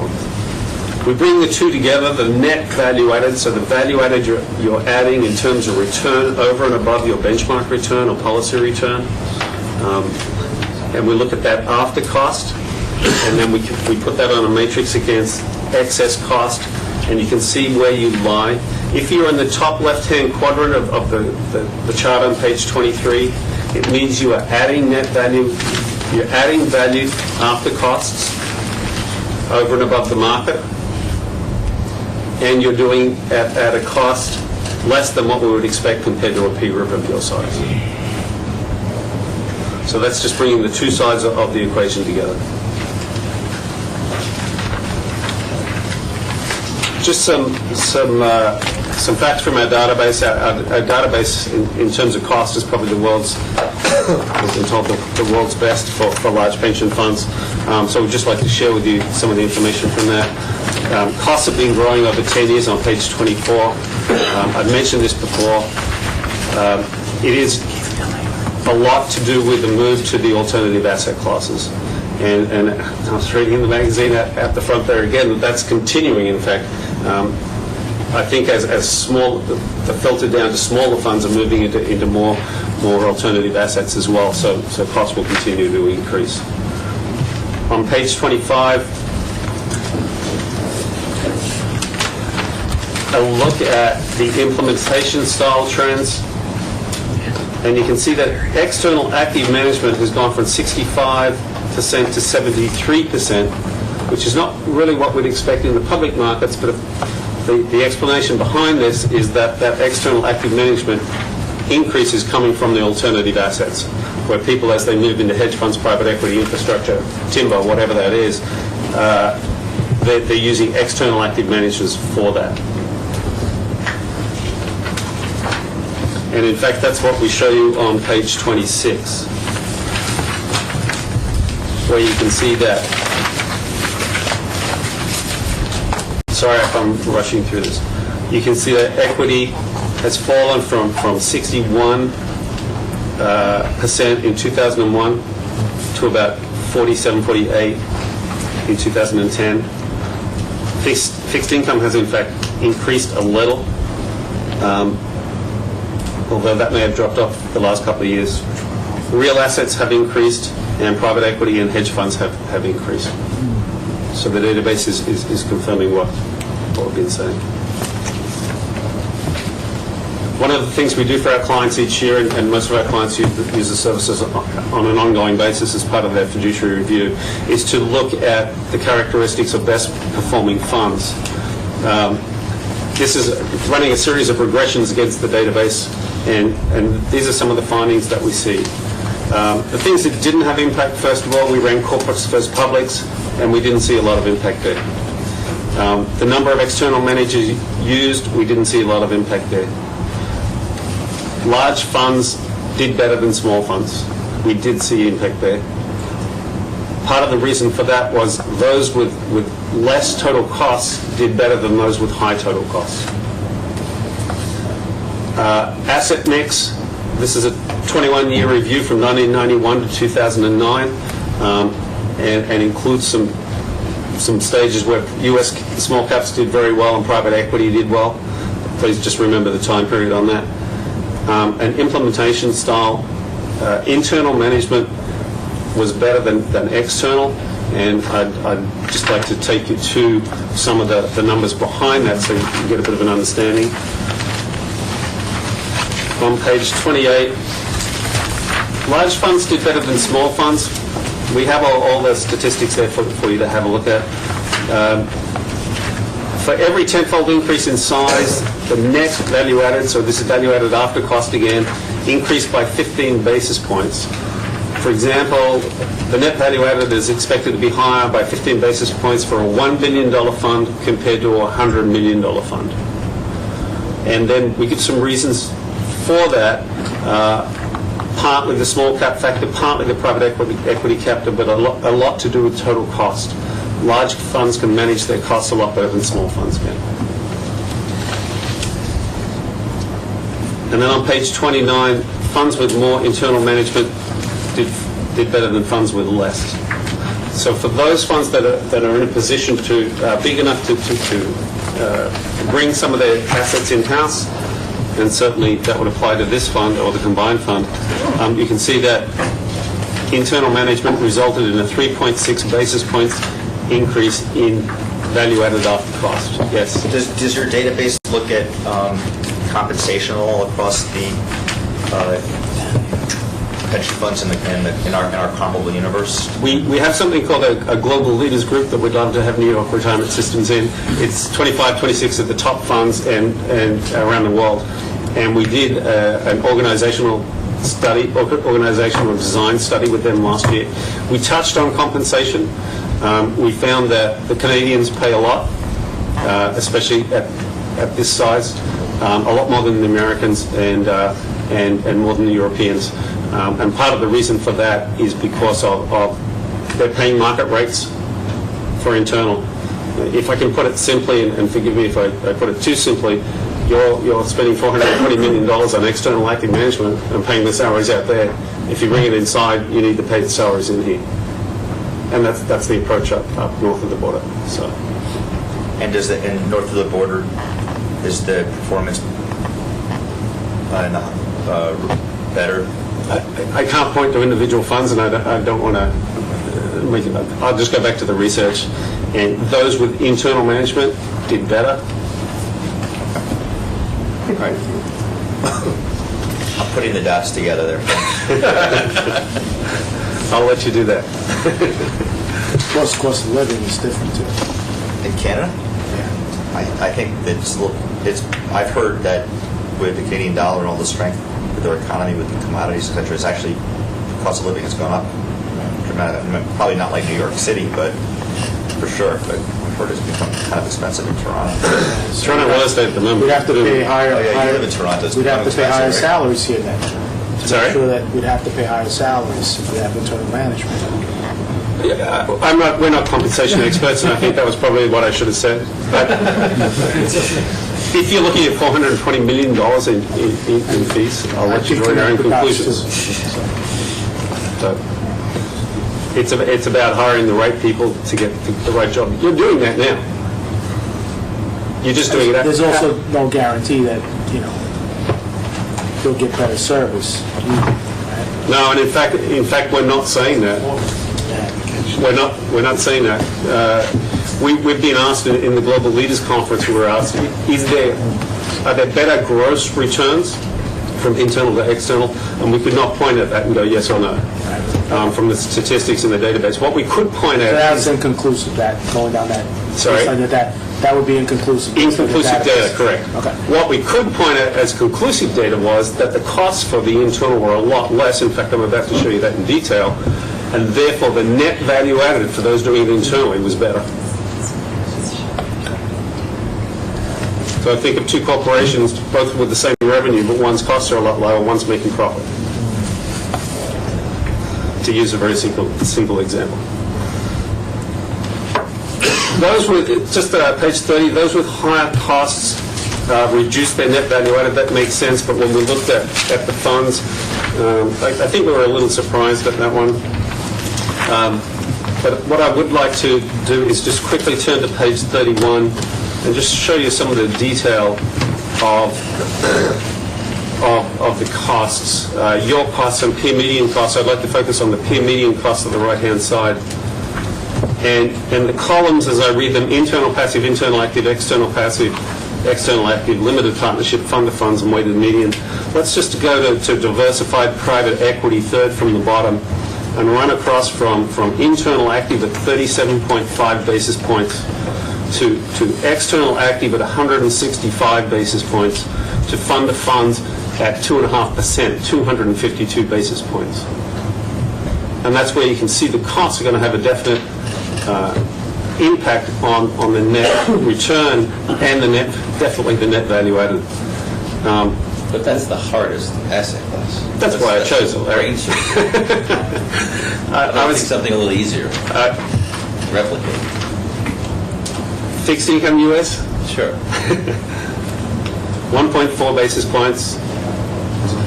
2.2 to external active at 17.5.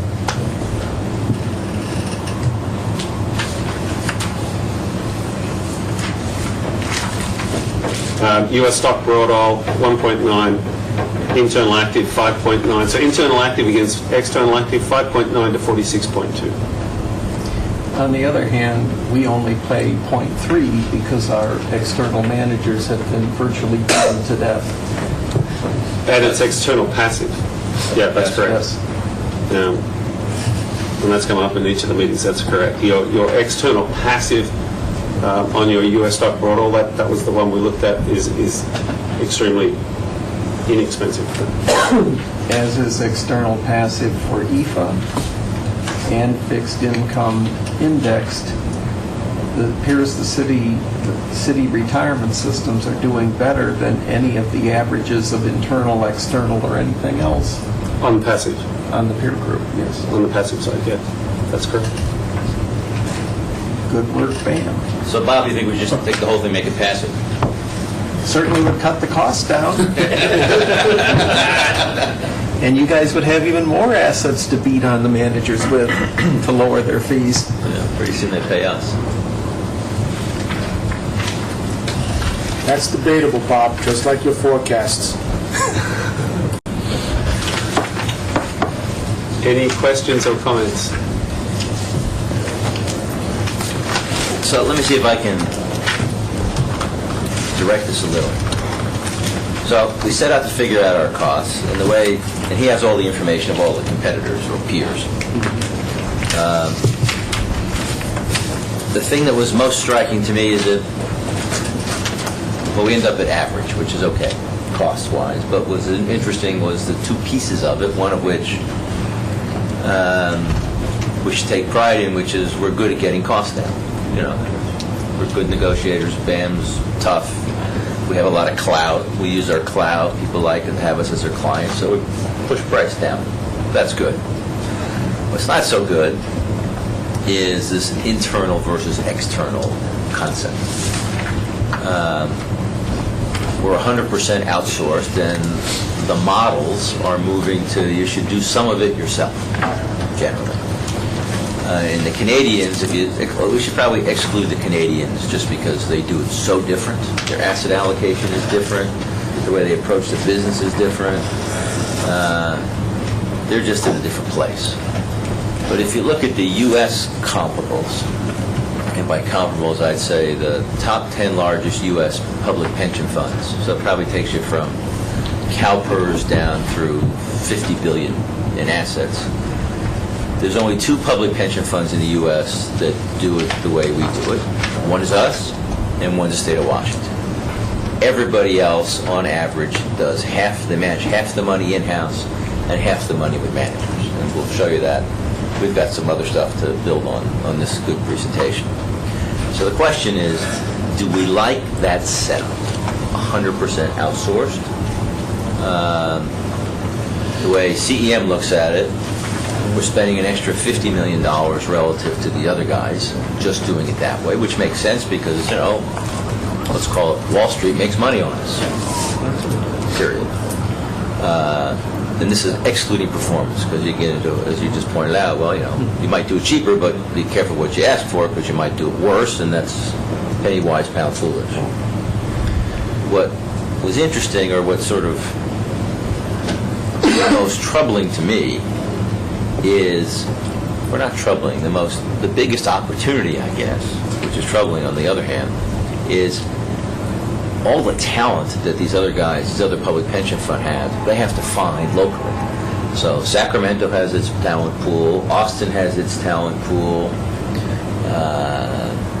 Portland, Oregon has his, Lansing, Michigan has theirs, and we have New York City. So we're the world's financial capital, and we're 100% outsourced. If the better model is to manage some money in-house, I would say we have the talent either further downtown or midtown. And the way we're set up, or we've chosen, it's not the way we're set up as you're bored, the way we've chosen to manage the business, if you want to look at it as a business, is the outsourced model, being a little blind to the fact that we're paying the people midtown and further downtown as opposed to starting to build business. So we've looked at that going forward, and we're going to try to talk about that some more. I would tell you, personally, there must be some assets we can manage in-house. And again, it takes time because it really is, this is a 10, 15, 20-year build-out. But the fact that we have zero, I would tell you, probably is not using the resources of New York City the best. A, and B, we're paying for it anyway. So that incremental profit that other people are making, we can save, and it goes to the pensioners as opposed to it goes to other people in their profits. That said, those people cost money, and it's a competitive market, and we have to figure that one out, because that's the real gating issue, is can we afford them? I would tell you there's no, personally at least, I'm not quite sure why we can't hire people from life insurance companies or other public pension funds that are midtown. Hey, Larry, can I make a suggestion? I mean, it sounds, what you guys have shown, just the facts here and what Larry's saying, I think makes sense to me. And I just know, like on the city side, outside pension-related projects, but let's say with other initiatives that we've come up with that we think make sense, and rather than implementing them across the entire city, you may do a pilot. Yep. And test it out to see how it works. And is that something that makes sense? And if it does, can you pick maybe one or two asset classes or product areas, and if the boards agree, this board and the other boards, to a pilot idea, want to try and pilot something, and then people can, it's like dipping your toe in the water rather than jumping all in and see if it works, and if the boards like it and it makes sense, and if BAM likes it, why not something like that? That's the only that's the only way you can do it, right? Because these are different asset classes of different people. There's a whole bunch of different ways to start. If you want to move into tradable securities, I would tell you there's a fixed cost that goes with that. You got to build a little trading desk. You got to have a risk management system. You got to hire the people. That has an upfront cost, which I would say is a gating issue. There's other things you can kind of nibble at. You can buy. Barry knows how to buy secondaries, for instance, in private equity. Nibble at that. One of the things that is a little troubling the way the city funds are set up is that, and it's spot on for police, we've allocated 6% to real estate. 6% of 100, and it's basically 6% at the police, and it's also about 6% at the other funds. So 6% on $125 billion is $7 billion of real estate in the ground. We do it all external, so we use funds. So to get $7 billion in the ground, you have to overcommit. So you probably need $10 billion of funds. $10 billion of funds are going to charge you a 1.5% management fee and a 20% cap. So we're going to have to spend $150 million a year in real estate. Now, real estate is one of those assets that, you can get a small group of people and work on joint ventures and ultimately own real estate. It's not lost on me that every time I go visit the New York City Teachers Pension Fund down at 55 Water, it's a big sign. It's about 4 feet wide. It says, building is owned by the Alabama Retirement System. I've been in that building, I've seen that. Yep. Well, all that means is they're taking payments from us and making a very good investment out of it because they're leveraging they're using the cash flows that the city gives them, and they own a real estate asset in downtown Manhattan. We own no real estate assets. And the only way we own them is by having someone paying them 1.5% and a 20% carry. Why shouldn't our pension fund of $125 billion own some real estate? But you don't have to own it right away. Maybe you should have some joint ventures. And actually, the best real estate investment that the city pension funds did was a joint venture with a local real estate group. So I would tell you, so that there's something to start with. I would also say that a couple of things. One is it's a dangerous proposition I'm not saying that there's not a level of some expertise in the offices, but I would also point out that directly owning real estate is a problem for some of our sister funds, like CalPERS, as a la Stuytown. That was a big debacle for that fund, directly owning. So you can't quantify the expertise in that sense to stay away from that, where we had people say, don't do something like that, as opposed to CalPERS that did do something like that, directly owned an asset that ultimately collapsed. So something like that, my gut would say is, that wouldn't be the sector we piloted. You know, that sounds pretty complicated and has a high-risk profile and potential for big embarrassment. But maybe there's another asset class that would be an easier one to go into. Well, first of all, And getting to that, With I an just internal want to ask, asset manager. that goes to that. My second point then is, were you able to quantify the reduction in, the possible increase in fees for certain management as a result of us taking money off the table and trying to run it in-house with other managers? So if I'm pulling money off the table and other managers, have less money that they're running, which possibly kicks in fee increases down the road, is that a feature that you looked at? That's not something the CEM has looked at. That or would be, taking money away from someone doesn't affect their business. Because we don't control any GPs or investors. Because we're always a small piece of someone's business. To your point on CalPERS, the way you get this, the way most people do it, is you keep your fund team in place, and you build another team that's your sort of direct investment team, slowly.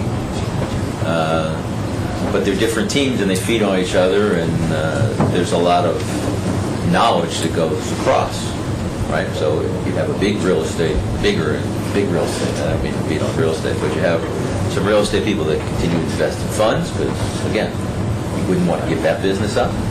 And you slowly have a team that does joint ventures, and there's ultimately you get yourself into owning real estate directly when you have the right people. Well, that's the key. And Key the is question is people. going to be, and let's get right to it, because it's been broached. If you could do it, you're doing it for a lot more than what the city's going to pay you. That's right. And that's as simple. So then you're going to possibly put money out with people who may not have a level of expertise as others, because they're willing to come in for a cheaper salary.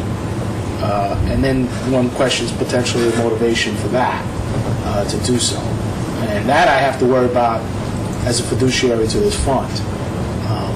If you're looking to pay more, that's an interesting subject, and I'm sure many of the unions would love to have that conversation. However, I'm a little worried about that, and that this issue would have to be explored deeply before we even commit to even a pilot project. Yes, Because as Alan said, it that's is. money we're putting of the beneficiaries of this fund at risk on a pilot project. We haven't fully explored that whole issue. It ultimately comes down to the people, right? I mean, the boards will still approve all whatever the transaction is, it still comes before the board. So there's no change in governance per se, but if the answer is we'd like to do it as John's Bargain Store, then don't bother. Then you should stay 100% outsourced. You'll never have the opportunity for savings, and you'll never have in-house expertise. Because you cannot, the market won't let you compete. You'll get the wrong people, you'll have headlines of, you were Stuytown. You did a bunch of bad deals. If that's the answer, that's the wrong answer. Because what you'd like to do is build a reasonable team, paying reasonable comp. But it is a market out there, and the answer is you've got to you have to offer reasonable compensation, whatever that means. And it's like getting around the whole headline of, if we went down the sort of how do you pay people a lot more money than the people who are the beneficiaries of the pension funds and the unions and city workers. But then again, you look at, we're big customers of these asset managers. If we're going to look at their compensation, that we are fueling in a way. I mean, there is substantial, but that's just something You're paying them, right? We have to we're paying them, but we just have to figure out, do we pay them here, do we pay them there? And And what level of what is the level of expertise that they bring to the table, as opposed to the people you're potentially looking to hire for a much lower fee.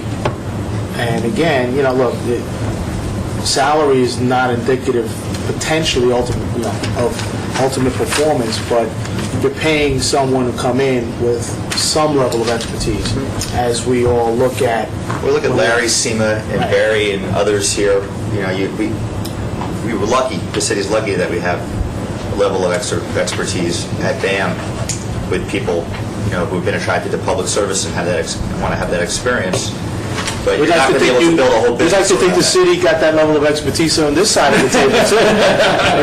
But We're lucky to have a great police. that's right. They have a great police force. I just said BAM, so but point well taken. When you talk about internal costs, is this strictly just salary you're looking at, or is it full benefit? No, it's everything. It's the data.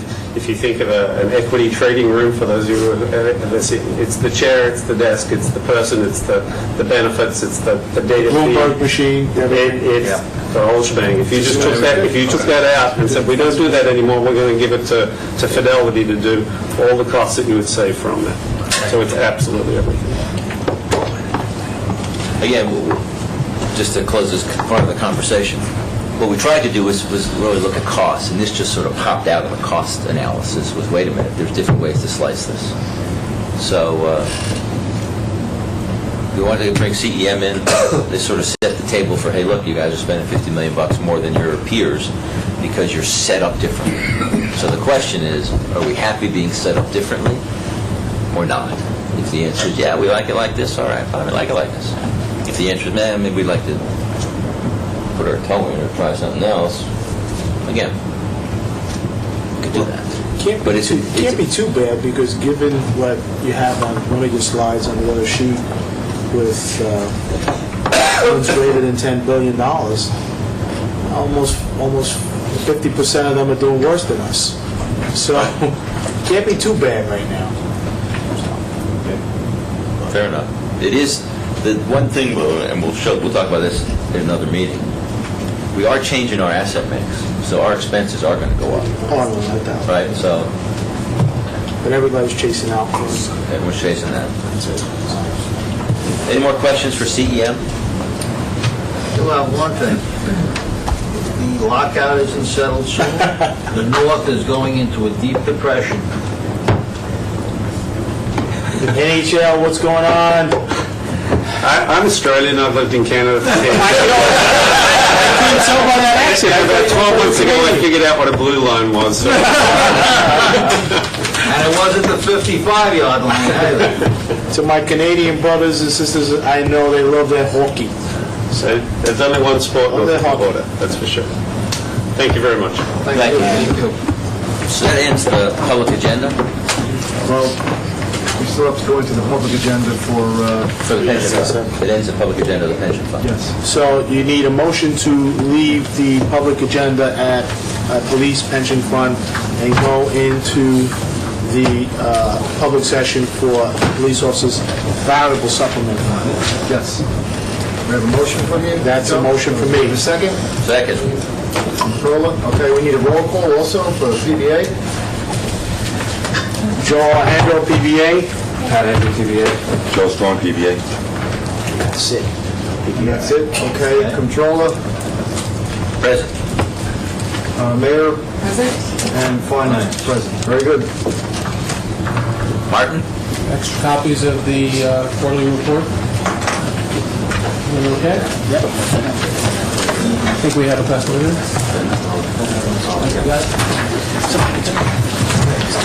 Give me that extra copy. I thought I had it. Here you go. Actually, that's no good. I hope you stole mine. So the comments obviously on the market for the POVSF are the same as we went through just before for the larger police funds. So I'm going to ask you to turn to page 3, which shows the summary of the returns for the POVSF. The market value as of June 30th was $544 million. The returns were negative, just like the police pension fund, minus 233, slightly behind the benchmark of 220. And the fiscal year to date was 211. I will remind you that the asset allocation is significantly different from the larger police fund because there are either no or very few illiquids in this fund because of the need for the fairly large annual benefit payment. The 3-year return of 1267 was also ahead. All of the equity on the domestic side is passively managed, and if you look at the chart on page 4, the asset allocation, there are only several areas. The largest by far is the U.S. equity at 56%, and all the areas were very, very close to the allocation. The next few pages show the attribution, and the differences are fairly close to the expected result. Again, for U.S. equity, it's all passively managed. Non-U.S. equity, there can be some differences because it is, for the most part, actively managed, and fixed income is also actively managed. Martin, I just want to make one point here. Sure. And I know there's always attribution differences, but the police pension fund itself was only down 1.69. Yes. And variable supplement was down 2.33. Yes. And we're more, this is almost all passive, right? Variable supplement? That, I don't believe would be, part of that is the management effect, the negative management effect of the police pension fund, but a larger part is the smaller amount of non-U.S. equity, which had the worst returns on the page, and the higher amount of the Core Plus 5, which did very well. And yes, there was a lot of cash for this fund on a relative basis compared to the other funds, and in a relatively flat market that reduced volatility as well. Okay. So if you turn to the summary of the management effect in this section, you have the management effect before the allocation effect. So if you don't mind turning to page 9 first for the allocation effect.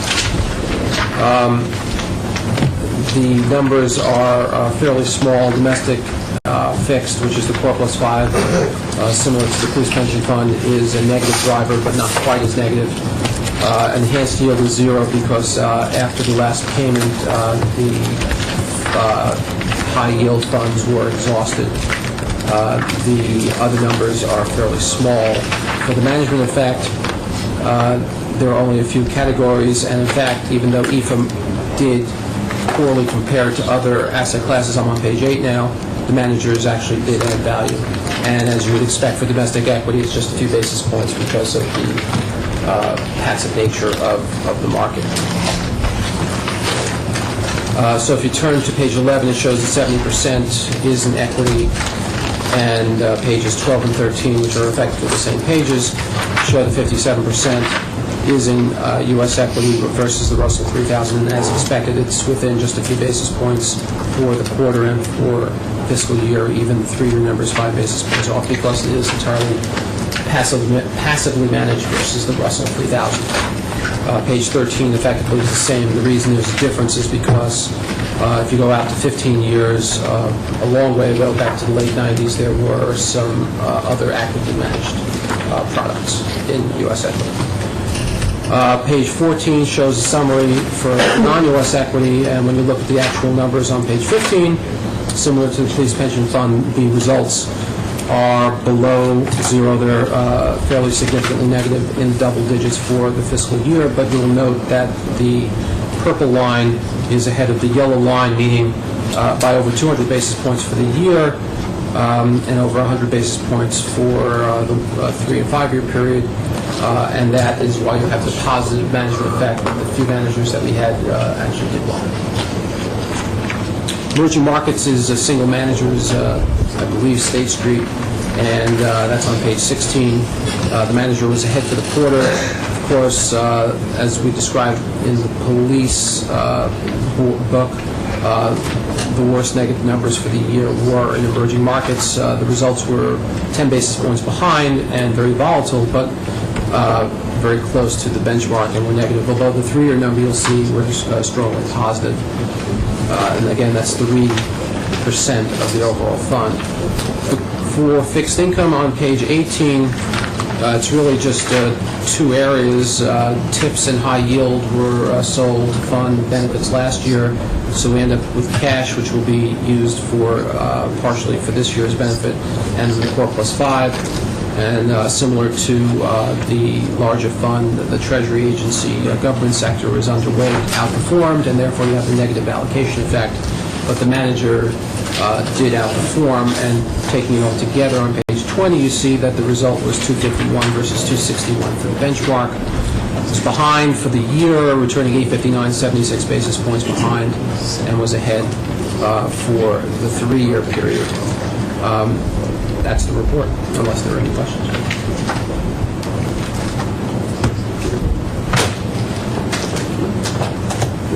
Thank you. That's all we have. Okay, so we need motion to leave the public session on variable supplement and go back to the public session of the police pension fund. Yeah, put a motion. For the second? No, you're not in. Second? There's office. Now, they'll do. Okay, now we need another motion. To go into public session of police superior officers variance. I'm glad you did that. Second. All right, roll call. SBA, Bob Ganley, present. LBA, Lucerco, present. CEA, Chris Monahan, present. DEA, Michael Palladino, President. Controller's Office, Present. Mayor, They're on the corner. Present? All these control again? Finance? Finance, Yes. Am I? Finance Commissioner's office. There you go. There you go. Okay, I have the proxy for finance. You can be mayor. Change the hat. Mayor present. One extra copy of the book. I've got one, We're good. I've got it. Really?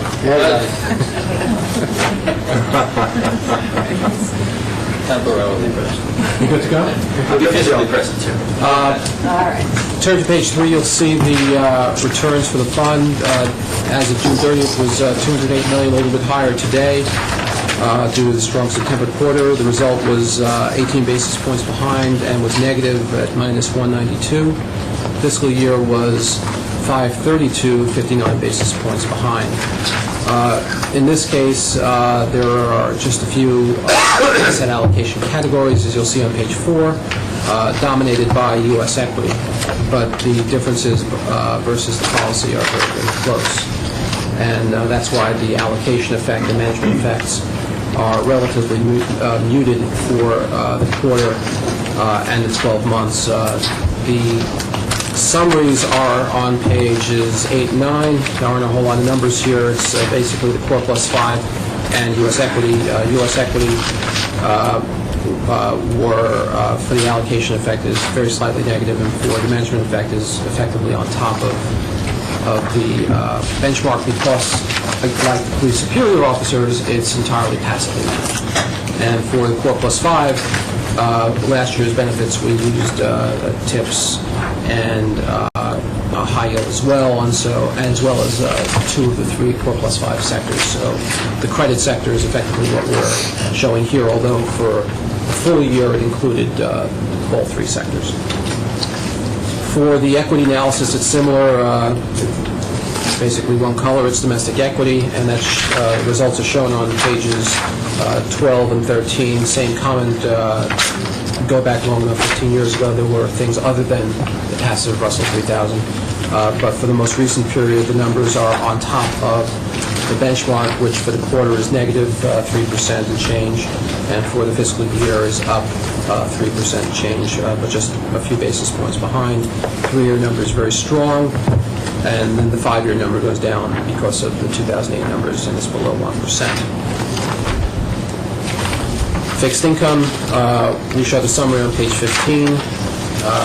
And other than the cash that we're holding, the Core Plus 5 which presently consists of the credit sector, but earlier in the year consisted of all three sectors, is 15% of the fund. Was behind the benchmark, returning 219 for the quarter, ahead of the benchmark, returning nearly 10% for the fiscal year with a 3% volatility. That's all I have. Unless there are any questions.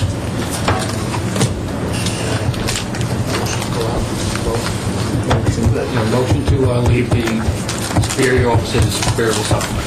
Second. Okay, Larry, does that conclude the public session? Yes, it does. All right, we need a motion to exit the public session. So moved. What's happening? Okay. All set? I will take a break. Thanks. Mr. Johnson.